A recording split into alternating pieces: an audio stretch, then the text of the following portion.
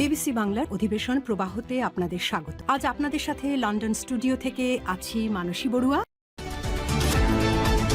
ইন্নালিল্লাহ। পুরো মধ্যপ্রাচ্যে আবারও তৃতীয় বিশ্বযুদ্ধ শুরু হয়ে গেছে। মার্কিন যুক্তরাষ্ট্র এবং দখলদার ইসরায়েলি বাহিনীর উপর আল্লাহর গজব পড়তে শুরু হয়েছে। ইতিমধ্যে নেতানিয়াহুর ক্যান্সার ধরা পড়েছে, বাঁচবে না নেতানিয়াহু। পৃথিবীর সবথেকে নিকৃষ্ট কুখ্যাত সন্ত্রাসী জায়নবাদী ইসরায়েলের প্রধানমন্ত্রী নেতানিয়াহু শুরু থেকে মুসলমানদের উপরে যে ধরনের অত্যাচার করছে, পৃথিবীর ইতিহাসে এমন অত্যাচার হয়তো অতীতে কেউ করেছে কিনা সন্দেহ।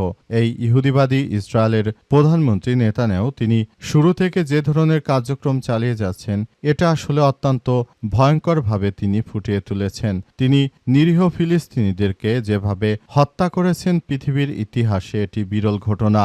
আর এরই মাঝে আমাদের হাতে এসেছে এই যুদ্ধের সর্বশেষ গুরুত্বপূর্ণ সবথেকে তাজা আপডেট সংবাদ আপনাদের জানিয়ে দিব।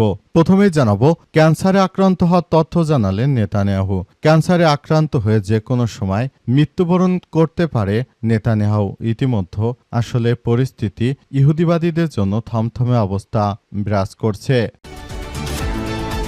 এরপর জানাবো, পাকিস্তান সফরে যাচ্ছে ইরানের পররাষ্ট্রমন্ত্রী। দ্বিতীয় দফা আলোচনা শুরুর ইঙ্গিত। ইরান ও যুক্তরাষ্ট্রের মধ্যে শান্তি আলোচনা পাকিস্তানে পুনরায় শুরু হতে পারে। আজ রাতে ইরানের পররাষ্ট্রমন্ত্রী আব্বাস আরাগসি ইসলামাবাদে পৌঁছানোর কথা রয়েছে বলে জানিয়েছে পাকিস্তানের তিনটি সূত্র। তবে সেখানে যুক্তরাষ্ট্রের প্রতিনিধি দলের সঙ্গে তার আলোচনা হবে কিনা সে বিষয়ে নিশ্চিতভাবে কিছু জানা যায়নি। এদিকে পাকিস্তানে আটকে ৩,০০০ কন্টেইনার, বিকল্প কৌশল নিচ্ছে ইরান। পাকিস্তানের সবথেকে বড় বন্দর করাচিতে ইরানগামী ৩,০০০ কন্টেইনার আটকে রয়েছে। এগুলো নেয়ার কথা ছিল যে জাহাজগুলোর, সেগুলো এখনো আসেনি। হরমুজ প্রণালীতে উত্তেজনা বাড়তে থাকায় কবে সব জাহাজ করাচিতে থেকে ইরানে পৌঁছাবে সেটি স্পষ্ট নয়। এছাড়াও এসব কন্টেইনারে কি রয়েছে তাও জানা যায়নি। তবে বিকল্পভাবে কন্টেইনারগুলো নেয়ার ব্যবস্থা শুরু করেছে ইরান। এ বিষয়ে খুবই গুরুত্বপূর্ণ সংবাদ জানাবো, সঙ্গেই থাকুন। এবারে জানাবো, জ্বালানি সংকট মোকাবেলায় ২০ দিনের তেল ছাড়ছে জাপান। মধ্যপ্রাচ্যে চলমান সংকটের কারণে হরমুজ প্রণালী দিয়ে অপরিশোধিত তেল সরবরাহ বিঘ্নিত হচ্ছে। এই পরিস্থিতিতে ১ মে থেকে জাতীয় তেলের মজুদের একটি বড় অংশ ছাড়ার সিদ্ধান্ত নিয়েছে জাপান, খবর আনাদুলো এজেন্সির। এবং সর্বশেষ জানাবো, চট্টগ্রামে নিষিদ্ধ ছাত্রলীগের একাধিক ঝটিকা মিছিল গ্রেপ্তার নয়। চট্টগ্রাম মহানগরে একই দিনে নিষিদ্ধ ঘোষিত ছাত্রলীগের ব্যানারে একাধিক ঝটিকা মিছিল হয়েছে। এসব মিছিল থেকে পুলিশ মোট ৯ জনকে গ্রেপ্তার করেছে বলে বিভিন্ন গণমাধ্যমের সূত্র থেকে নিশ্চিত করা হয়েছে। জানা গেছে যে তারা আসলে এই কার্যক্রমগুলো চালিয়ে যাচ্ছে এই দখলদার নেতৃত্ববৃন্দরা। প্রিয় দর্শক, এতক্ষণ শুনছিলেন সংবাদ শিরোনাম, এবারে বিস্তারিত। তবে তার আগে বন্ধুরা অনুরোধ থাকবে, এই সংবাদটিকে একটি লাইক দিন। এই চ্যানেলে আপনি নতুন হয়ে থাকলে আমাদের সংবাদটি দেখতে দেখতে চ্যানেলটি সাবস্ক্রাইব করে রাখুন। কমেন্ট করে বন্ধুরা আপনার মূল্যবান মতামত জানিয়ে দিন আপনি বিশ্বের কোন দেশ থেকে বা বাংলাদেশের কোন স্থান থেকে আমাদের সংবাদটি দেখছেন এবং শুনছেন। আর বন্ধুরা, সংবাদটি আপনার সোশ্যাল মিডিয়া ফেসবুকে শেয়ার করে বন্ধুদেরও দেখার সুযোগ করে দিন। আর বন্ধুরা, গাজা যুদ্ধে আপনি যদি নিরীহ ফিলিস্তিনিদের ভালোবেসে থাকেন, কমেন্টে ইয়েস লিখে পুরো বিশ্বকে আমাদের এই সংবাদটি দেখার সুযোগ করে দিন। এবারে বিস্তারিত। ক্যান্সারে আক্রান্ত হওয়ার তথ্য জানালেন নেতানিয়াহু।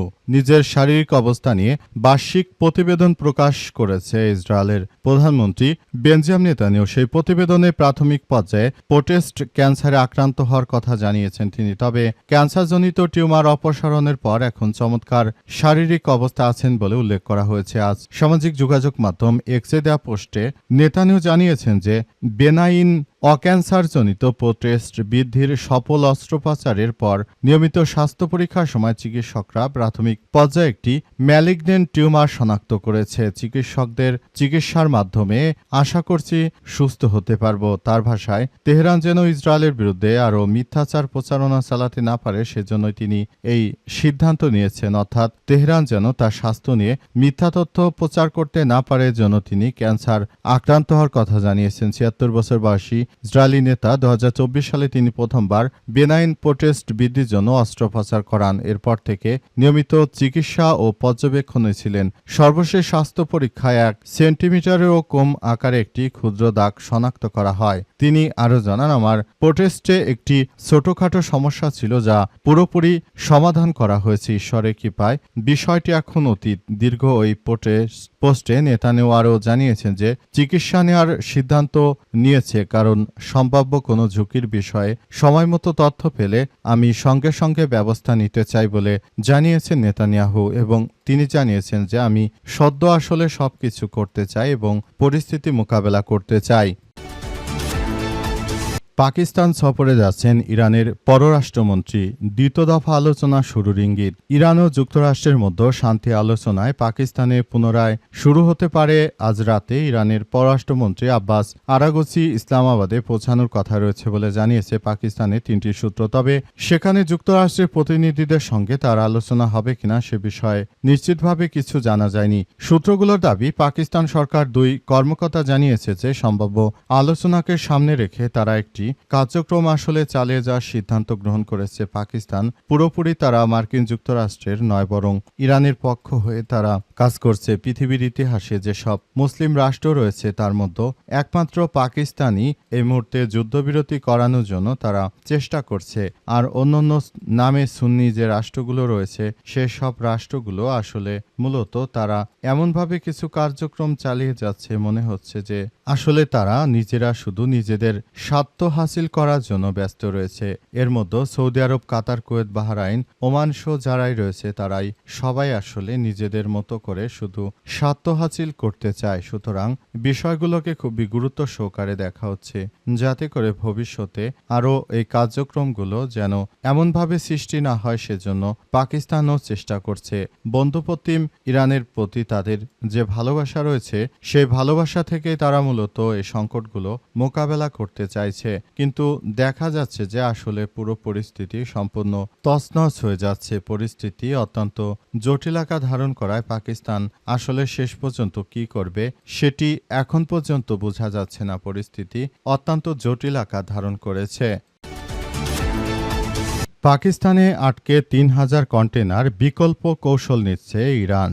পাকিস্তানের সবচেয়ে বড় সুন্দর করাচিতে ইরানগামী 3000 কন্টেনার আটকে রয়েছে। এগুলো নেয়ার কথা ছিল যে জাহাজগুলোর, সেগুলো এখানে আসেনি। হরমুজ প্রণালীতে উত্তেজনা বাড়তে থাকায় কবে এসব জাহাজ করাচিতে পৌঁছাবে সে বিষয়ে কোনো স্পষ্টতা নেই। এছাড়াও এসব কন্টেনারে কি রয়েছে তাও জানা নেই। এই পরিস্থিতিতে মার্কিন যুক্তরাষ্ট্রের প্রেসিডেন্ট ট্রাম্পের অধীনে গড়ে ওঠা বৃহত্তম চাপ প্রয়োগ কৌশলের অংশ বলে বিশ্লেষকদের ধারণা। তাদের মতে এই কৌশলের উদ্দেশ্য পুরোপুরি বাণিজ্য বন্ধ করা নয়, বরং এই কৌশল হচ্ছে ইরান যেন আসলে আলোচনা করতে রাজি হয়ে যায়। সেজন্য মার্কিন যুক্তরাষ্ট্রের প্রেসিডেন্ট ডোনাল্ড ট্রাম্প তিনি নিজে এই ধরনের একটি কার্যক্রম চালিয়ে যেতে চাইছেন এবং পুরো পরিস্থিতি অত্যন্ত জটিল আকার ধারণ করছে। সবকিছু ধ্বংসস্তূপে পরিণত হচ্ছে, সবকিছু শেষ করে দেয়া হচ্ছে। অত্যন্ত দুঃখজনক হলো সত্য যে পুরো পরিস্থিতি আসলে খুবই জটিল আকার ধারণ করেছে। আমরা মনে করি এ অবস্থায় দখলদার ইসরায়েলি বাহিনী যে ধরনের কার্যক্রম শুরু করেছে এটা কোনোভাবে গ্রহণযোগ্য হতে পারে না। সারা বিশ্বের কাছে ইহুদিবাদীরা শুরু থেকে মুসলিমদেরকে একটি তামাশার পাত্রে পরিণত করতে চায়। সেই জায়গা থেকে মুসলিমদের সবথেকে শক্তিশালী রাষ্ট্র ইরান বেরিয়ে এসেছে। ইরান একাই পুরো বিশ্বকে দেখিয়ে দিল যে নিজেদের শক্তি থাকলে কোনো সহায়তার প্রয়োজন নেই। অথচ মার্কিন যুক্তরাষ্ট্র, ইহুদিবাদী ইসরায়েল, এই 2 রাষ্ট্রকে পুরো ইউরোপীয় ইউনিয়ন মিলে সহযোগিতা করে তারপরও ইরানের বিরুদ্ধে কোনো কিছুই করতে পারেনি। তারা পুরোপুরি ব্যর্থ হয়ে গেছে। শুধু তাই নয়, বরং ইউরোপীয় ইউনিয়ন এখনও ইরানের উপর নিষেধাজ্ঞা দিয়ে রেখেছে যাতে করে ইরান ভবিষ্যতে অর্থনৈতিকভাবে আরও বিপর্যয়ের মুখে পড়ে।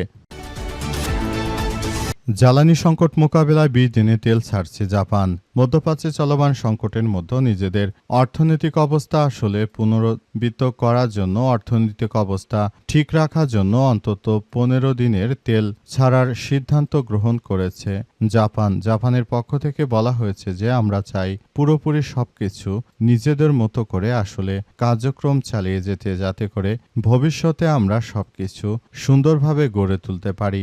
আমরা মনে করি বর্তমান যে ক্রাইসিস চলছে, ক্রাইসিস থেকে জাতিকে থেকে বাঁচানোর জন্য জাপান দীর্ঘদিন ধরে যে তেল জমা করে রেখেছিল স্টোর করে, সেখান থেকে তারা তেল নিয়ে আবারও কার্যক্রম চালাতে শুরু করেছে। পুরো মধ্যপ্রাচ্য জুড়ে দখলদার ইসরায়েলি বাহিনী ও দখলদার যুক্তরাষ্ট্র আসলে পুরো পরিস্থিতি একদম ধ্বংসস্তূপে পরিণত করে দিয়েছে। পরিস্থিতি অত্যন্ত জটিল আকার ধারণ করার মধ্য দিয়ে এগিয়ে যাচ্ছে এবং সবকিছু সেভাবে করা হচ্ছে।